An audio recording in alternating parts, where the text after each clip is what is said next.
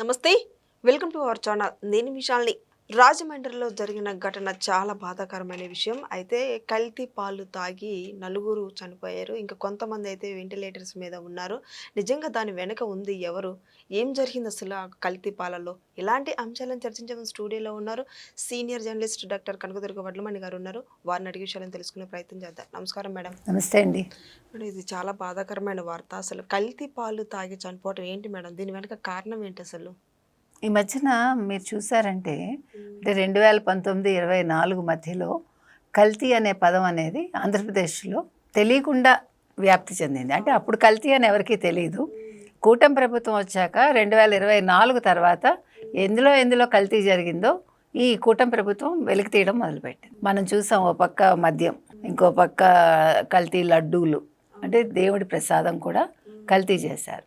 దాని మీద చాలా లోతైన దర్యాప్తు జరుగుతోంది. సిట్టును వేశారు. సిట్టు వేశాక మళ్ళీ కాదని వాళ్ళు ఎవరైతే ఉన్నారో అప్పుడు చైర్మన్ సుబ్బారెడ్డి గారు సుప్రీంకోర్టుకు వెళ్తే సుప్రీంకోర్టు సిబిఐ సిట్టు వేసింది. దాని మీద విచారణ జరుగుతోంది. మొత్తం అంతా కూడా అంటే 250 కోట్ల దాకా కల్తీ జరిగిందని మనకి ముఖ్యంగా ఫుడ్కి సంబంధించి మనకు తేలింది. అంటే లడ్డు ఏదైతే తయారీ ఉంటుందో ఆ లడ్డూలో అసలు నెయ్యే లేకుండా లడ్డూలు తయారు చేశారు. కల్తీ నెయ్యి అంటే నెయ్యి పేరుతో ఒక కల్తీ పదార్థాన్ని కలిపారు. అది మనం విన్నాం. అది ఒక పక్క నడుస్తూ ఉంటే ఇవాళ రాజమండ్రి దగ్గర కోరుకొండ దగ్గర నర్సాపూర్ అని, అక్కడ ఇవాళ వరలక్ష్మి డైరీ అని ఒకటి ఉంది. మరి వరలక్ష్మి డైరీ అంటే కెపాసిటీ ఏంటి ఇవన్నీ తర్వాత విషయాలు. కానీ అక్కడ పాలు 160 కుటుంబాలకో ఎంతమందికో ఆ పాలు సప్లై అవుతాయి. సో ఆ పాలు తాగాక ఇవాళ 4 చనిపోయారు. 2 వెంటిలేటర్ మీద ఉన్నారు. ఇంకా చాలామంది అవస్థ పడుతున్నారు. సో వాళ్ళని పరీక్షిస్తే ఇక్కడ హైదరాబాద్లో ల్యాబ్కి పంపించే పాలని అవంతా అందులో యూరియా ఉంది, ఇంకేమేమో పదార్థాలు ఉన్నాయి.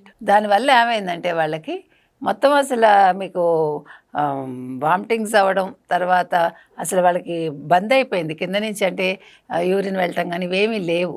అంటే మనిషిని శారీరకంగా హింసించటం అంటాం మనం. ఆ రకంగా పాప 4 చనిపోతే, సీతాలక్ష్మి అని ఒక ఆవిడ చనిపోయారు. మొత్తం 4లో ఒక ఆవిడ. వాళ్ళ కొడుకు కేసు వేశారు. వేస్తే 2 సెషన్స్ కింద ఇప్పుడు ఆ కేసు నమోదైంది.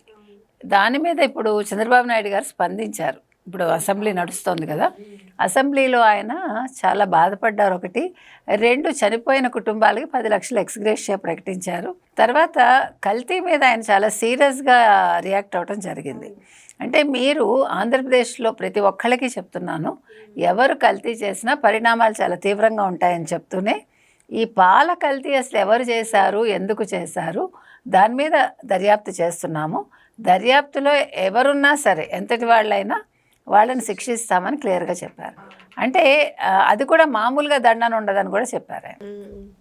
అనేది ఒక భయం రావాలి. ఇవాళ అసలు మనుషుల ప్రాణాలతో ఆడుకోవడం ఏంటి? పాలు అనేది వాళ్ళు పసిపిల్లలు తాగుతారండి కదా. అలాంటి పాలు ఇలా తయారు చేస్తున్నారంటే అసలు వాళ్ళు మనుషులా లేకపోతే అసలు పిశాచాలా మనకు అర్థం కావట్లే. లేదు వైసీపీ వాళ్ళ హస్తం ఏమైనా ఉందా? ఎందుకు వైసీపీ హస్తం అంటున్నామంటే ఇవాళ కల్తీకి సంబంధించి ఏకసభ్య కమిషన్ వేసింది కూటమి ప్రభుత్వం, మాజీ ఐఏఎస్ దినేష్ కుమార్ నేతృత్వంలో. దాని మీద వైసీపీ వాళ్ళు గందరగోళం చేశారు. సుబ్రహ్మణ్య స్వామి కోర్టుకు వెళ్ళారు, సుప్రీంకోర్టుకి.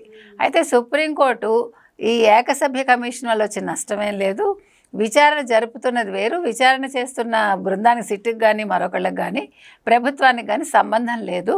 కాబట్టి ఏకసభ్య కమిషన్ వల్ల ఈ విచారణలో ఎటువంటి ఇబ్బందులు తలెత్తవు, ప్రభుత్వ ఇన్వాల్వ్మెంట్ ఏమీ ఉండదని క్లియర్ కట్గా చెప్పారు. సో దీంతో అంటే ఇప్పుడు ఇవన్నీ నడుస్తున్న క్రమంలో కక్ష కొద్దీ ఎవరైనా ఇలా చేశారు, వైసీపీకి సంబంధించిన వాళ్ళు లేకపోతే వైసీపీ సానుభూతి పరులు కావచ్చు, లేదు ఎవరు చేశారనేది బయటికి రావాలి. ఇక్కడ మనం ఏమీ పేర్లు చెప్పడానికి ఏం లేదు, అది అనవసరం కూడా. ఎందుకంటే పలానా వాళ్ళు చేశారని మన ఊరికే జస్ట్ లైక్ దట్ అనకూడదు.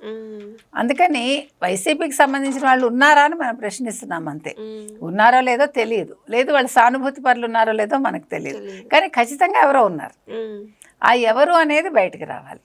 అయితే ఇక్కడ ఇంకొక విషయం అండి, డబ్బు కోసం అని మనిషి ఇంతకంటే దిగజారడా? ఈ కల్తీ అనేది నిన్న ఇవాళ ఉన్నది కాదు, గత 56 ఏళ్ళుగా మనం వింటూనే ఉన్నాం. కాకపోతే ఇలా పీకుకి వెళ్ళటం మాత్రం ఇప్పుడే. అంటే పాల డబ్బాలు గతంలో కూడా కల్తీ చేశారని మనం విన్నాము. ఇవాళ పాల డబ్బాలు కాకుండా పాలు కల్తీ చేసి అంటే ఏం సాధిద్దాం అనుకుంటున్నారు మనుషుల్ని చంపి? అవును. ఒక కక్ష ఎందుకు ఉంటుంది ఒక గ్రామం మీద? ఉమ్, 160 కుటుంబాల మీద ఎవరికి కక్ష ఉంది? ఉమ్, ఆ కోణంలో కూడా దర్యాప్తు చేయాలి. ఇవాళ ఎలా చూసుకున్నా వరలక్ష్మి డైరీ కెపాసిటీ ఏంటి? మొత్తానికి వరలక్ష్మి డైరీ అనేది మీకు ఎక్కడుందంటే శ్రీ వరలక్ష్మి డైరీ కంబాలపేట పేరుతో ఉంది. ఇవాళ ఘటన జరిగిన ప్రాంతాలు వచ్చి మీకు లాలా చెరువు, చౌడేశ్వరి నగర్. తర్వాత మీరు కనుక చూసుకుంటే ఇందాక మనం చెప్పినట్టుగా నర్సాపురం అంటే రాజమండ్రి పక్కన ఉంది. సో ఇప్పుడు 8 మంది చికిత్స పొందుతున్నారు, 4 చనిపోయారు. సో ఈ ఘటన చూశాక మనకు అనిపిస్తున్నది ఏంటంటే ఇది ఎవరో పని కట్టుకుని చేసి ఉండాలి, కక్షతో చేశారు. కాకపోతే ఈ కక్ష అనేది వ్యక్తిగతమా రాజకీయమా అనేది తేలాలి. అవును. రాజకీయం అయితే ఎంతటి వాళ్ళైనా వదలకూడదు. కాదు వ్యక్తిగత కక్ష అంటే అసలు ఎందుకు కక్ష పేరుతో చంపేస్తారు. అసలు పాలు ఎంచుకోవటం ఏంటి? ఇంతమందిని ఎందుకు బాధిస్తారు? కొంతమంది ఏమంటారు మేడం, గేదెలు కూడా మారాయి కదా అందుకేమో అని అంటారు. మరి గేదెలు మారితే పాలు ఇట్లా తేడా ఉంటాయా మేడం? ఏంటి గేదెలు మారడం అంటే?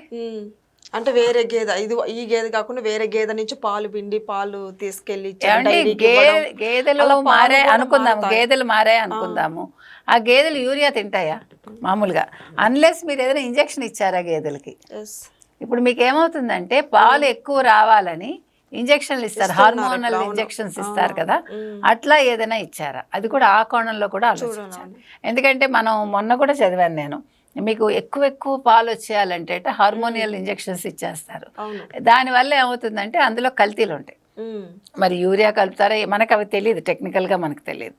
సో ఆ రకంగా ఎవరైనా చేశారా? అంటే గేదెలు మారటం అంటే వేరే వాళ్ళ దగ్గర పాలు తీసుకున్నారా, అంటే వేరే కొత్త వాళ్ళ దగ్గర. ఇప్పుడు పాలు పోసే వాళ్ళు ఉంటారు కదా, తర్వాత అసలు గేదెలు ఏమి ఫుడ్ తింటున్నాయి అది కూడా చూడాలి.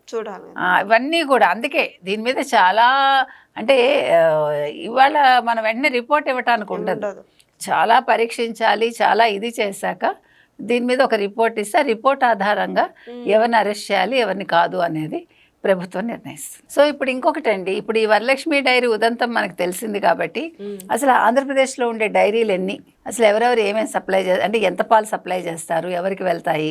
ఇప్పుడు ఈ వరలక్ష్మి డైరీలో ఓన్లీ పాలే సప్లై చేస్తున్నారా, లేదు వెన్న, పెరుగు, నెయ్యి, తర్వాత ఫ్లేవర్డ్ మిల్క్స్ అట్లా ఏమైనా సప్లై చేస్తున్నారా? వాటిని కూడా ల్యాబ్కి పంపించి టెస్ట్ చేయించాలి. ఎందుకంటే ఇది చాలా ఫుడ్ అనేది మనందరికీ కూడా ఎసెన్షియల్ అది, కాబట్టి దాని మీద చాలా